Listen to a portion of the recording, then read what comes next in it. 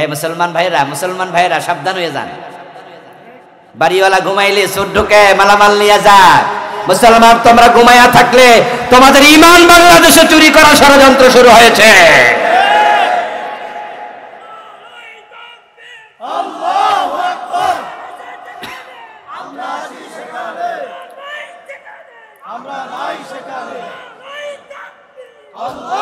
আমার প্রিয় ভাই, এক সময় আমাদের বাংলাদেশে প্রাইমারি হাই স্কুলে মাদ্রাসার সিলেবাস যখন খুলতেন, বাংলা বই খুললেই প্রথম কবিতাটা ছিল মুনাজাত। ছিল কিনা? অনন্ত সীম প্রেমময় তুমি রহিম রহমান। মনে আছে? সুফিয়া কামালের কবিতা, গোলাম মোস্তফার প্রার্থনা কবিতা শুরু হতো নজরুলের কবিতা দিয়া, এবং বিভিন্ন গদ্যের বই শুরু হতো সাহাবীদের জীবনী দিয়া। ছোটদের নবীজি রাসূলুল্লাহর ছোটকালের আলোচনা। আর এখন বইতে ঢোকেন, প্রায় বই হিন্দুদের লেখা দিয়া শুরু হয়।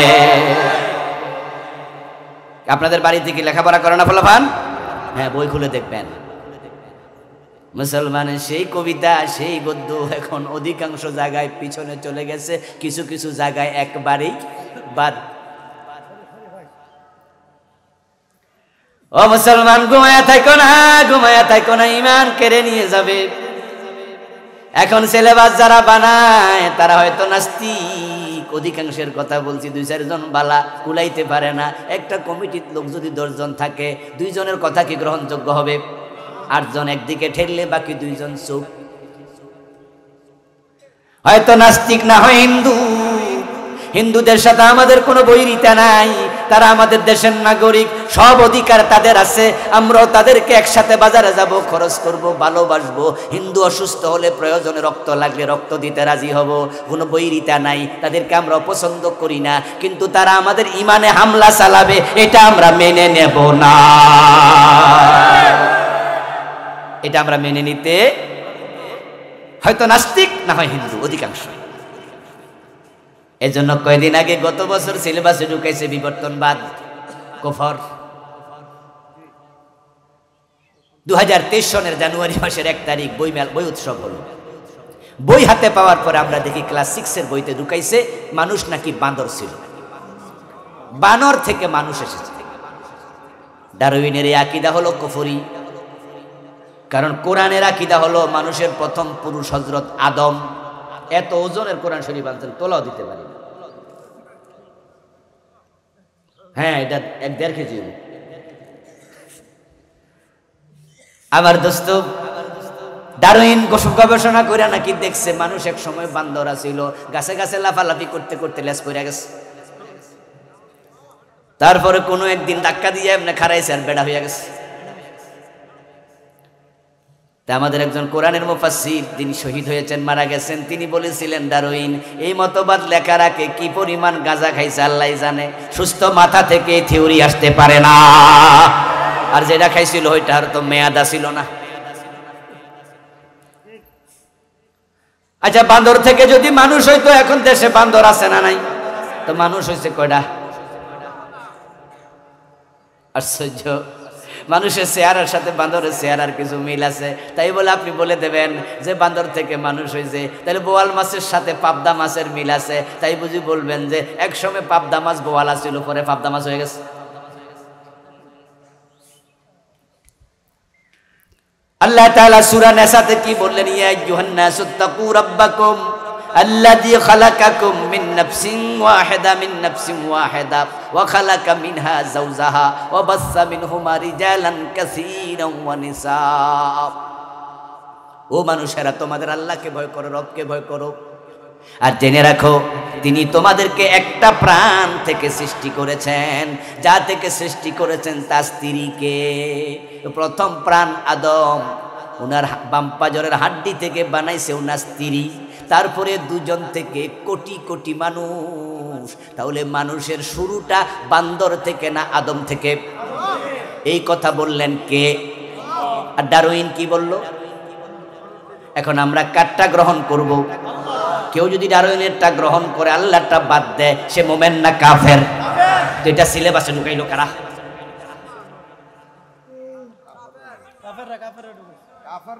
মুসলমানরা ঢুকায় নাই ভাই। ওই যে আমি বললাম শিক্ষা যারা হাতে নিছে অধিকাংশ নাস্তিক না হয় হিন্দু। মুসলমান যে কয়জন আছে কথা বলতে। এটা হাতে আসার পরে আমরা তখন প্রতিবাদ করলাম। একদল আলেম প্রধানমন্ত্রীর কাছে চলে গেল, শিক্ষামন্ত্রীকে বলল, আমরা আলেমরা মাঠে ময়দানে বললাম, সরকার বলল তাই নাকি, এটা কেমন কথা, কে ঢুকাইলো? তারপরে কয়েকজনকে কমিটিতে দিল, তারা রিপোর্ট করলো। তখন শিক্ষামন্ত্রী সার্কুলার জারি করলো যে না, এটা পাঠ্যসূচিতে পড়ানো যাবে না, এটা স্থগিত। এবার আপনারা খেয়াল করেন, যদি স্থগিত না করত, আমাদের ক্লাস 6-এর বাচ্চাগুলো এটা বিশ্বাস করলে 6-এ কাফের হয়ে যেত। ষড়যন্ত্র দেখছেন? সরকারের দরকার ছিল যারা লিখছে ওদেরকে খুঁজা বাইর করা, জরিমানা করা, জেলে দেয়া, ঠিক কিনা? যে তোরা আমাদেরকে আফলাফানকে কাফের বানাবি কেন? এই অধিকার তোরা দিল কেন? আমার বন্ধু 2024 সন আসলো, 24 সনে আবার ক্লাস 7-এর বইতে ঢুকাই দিল ট্রান্সজেন্ডার, আরেক কফর। শরীফ আর গল্প শুনছেন নি? হ্যাঁ, এই যে আমার ভাই শিক্ষাবিদ, ডক্টর মানুষ, পাশে বসা, চিন্তার জগতে তারা বিভ্রান্তি ঢুকাই দিচ্ছে। ট্রান্সজেন্ডার মতবাদ অলরেডি পৃথিবীর 30টা দেশে এখন অনুমোদিত। অস্ট্রেলিয়া, জার্মানি, ফ্রান্স সহ 30টা দেশ এটাকে মেনে নিছে। সেটা হলো, পুরুষ যদি নিজের মহিলা মনে করে সে মহিলা, কোনো মহিলা নিজের পুরুষ মনে করলে সে পুরুষ।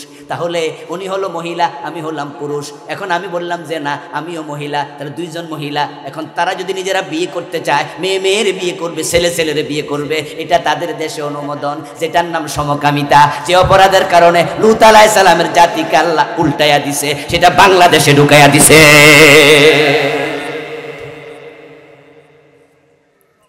অলরেডি ঢুকে আসছে ক্লাস 7-এর বইতে। অধস্থ জঘন্য অবস্থা। এখন আপনারাই বলেন তো, ঈমান বাঁচাতে চাইলে আল্লাহর কোরআনের কাছে যাওয়া দরকার আছে না নাই? কোরআনের কাছে গেলে আপনি পাবেন, কোরআন বলে দেবে আল্লাহ যারে চায় পুরুষ বানায়, আল্লাহ যারে চায় মেয়ে বানায়, ঠিক না?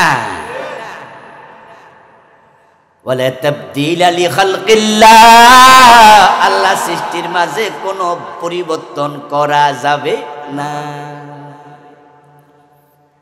চেহারা সৌন্দর্য বাড়ানোর জন্য ব্রু প্লাক করা যাবে কিনা আমাদেরকে প্রশ্ন করা হয়।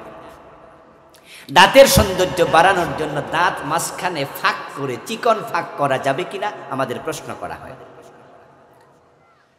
চুলের সৌন্দর্য কেউ যদি বাড়াতে চায়, পুরুষ নারীর চুল, নারী পুরুষের চুল, পরচুলা ব্যবহার করা যাবে কিনা আমাদের প্রশ্ন করা হয়। আমরা তখন কোরআন হাদিস থেকে উত্তর দেই, লা তাবদীলা লিখালকিল্লাহ, আল্লাহ সৃষ্টির মাঝে পরিবর্তন নিষেধ। তাই তুমি চাইলেও ব্রু প্লাক করতে পারবা না, নিষেধ। তুমি চাইলে তোমার দাঁত চিকন করে কাইটা সুন্দর করতে পারবা না। আল্লাহ যেমনে দিছে, ওষুধ খেয়ে সুস্থ করো যদি অসঙ্গতি থাকে, কিন্তু তুমি নিজে পরিবর্তন করবা না। পুরুষ নারীর চুল, নারী পুরুষের চুল পরবে না, পুরুষ নারীর বেশ ধরবে না, নারী পুরুষের বেশ ধরবে না, আল্লাহ সৃষ্টিতে বিকৃতি করা যাবে না। এই হলো ইসলাম। আর ট্রান্সজেন্ডার মানে হলো শুধু বিকৃতি না, বেড়া কইবা আমি বেডি।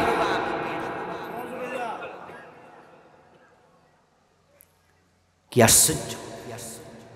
এবং মনে মনে যদি কেউ নিজেকে পুরুষ ভাবে, সে নারী হলো পুরুষ। মনে মনে নিজেকে পুরুষ ভাবলে সে পুরুষ, নারী ভাবলে সে পুরুষ হলেও নারী। আচ্ছা, মনে মনে যেই যারে ভাবে তা যদি ঠিক হয়, তাহলে আপনার বাবা যখন মারা যাবে, মা যখন মারা যাবে, আপনার বোনেরা যদি আপনাদের বাড়িতে আইসা কয় যে ভাই জমি কিন্তু সমান সমান দিবেন, তা আপনি বললেন যে না, আল্লাহ বলছে ছেলেদের দ্বিগুণ মেয়েদের 1 গুণ, তা আপনার বোনেরা কেউ বুঝে জি না, গত মাস থেকে আমরা নিজেদেরকে মনে মনে ছেলে ভাবতেছি। কি ভাই, সমান না? কারণ আমি মনে মনে বলতেছি যে আমি মেয়ে না, আমি গত মাস থেকে কি ছেলে, তাহলে সমান সমান। আচ্ছা, আপনাদের চেয়ারম্যান সাহেব, উনি আপনাদের ভোট দিচ্ছেন, আপনারা নির্বাচন হয়েছে, কত কষ্ট করে চেয়ারম্যান হয়েছে। এখন এলাকার পাবলিক যদি কয় মনে মনে আমিও নিজের চেয়ারম্যানই ভাবি, আর অফিসে যাইয়া উনার চেয়ারে বসতে চায়, ঝামেলা হইব নি? পাবলিক কইব এই পাগল, কবে হইছো তুমি চেয়ারম্যান ভাবলে তুমি চেয়ারম্যান? তোমার কেডা ভোট দিছে? ভোট দিবে কে? আমি ভাবতাছি আমি স্যার এলাকার এমপি সাহেব যদি ভাবে যে আমি এমপি না আমি মন্ত্রী, আচ্ছা হইল কি? কি মতবাদ? পাগল কারে কর? এটা সিলেবাসে ঢুকে গেছে। ওরা কি জাতিকে পাগল বানাতে চায়? এই জন্য দলমত ভুলে যাইয়া শিক্ষার ব্যাপারে সবাই একমত হওয়া দরকার আছে না নাই? শিক্ষার সিলেবাসে শিরিক কুফরি ঢুকানো যাবে না, সন্তানরা পড়ে পড়ে কাফের হয়ে যাবে, মুশরিক হয়ে যাবে। বরং ঢুকানো দরকার কোরআন।